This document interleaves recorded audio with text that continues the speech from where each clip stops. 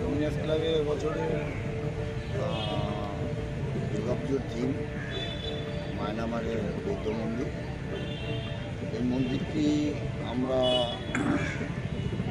ভিতরে কদবেলের খোল, পাকাটি, বিভিন্ন হস্তশিল্পের মাধ্যমে আমরা ফুটিয়ে তুলতে চাইছি এবং বাইরে প্লাই এবং ফাইবারের কাজ হচ্ছে।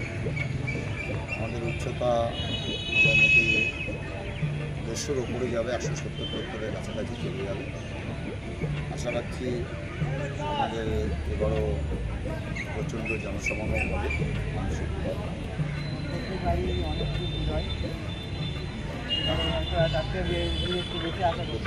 প্রতিবারই তো আগের বাড়ির তুলনায় আরও বেশি।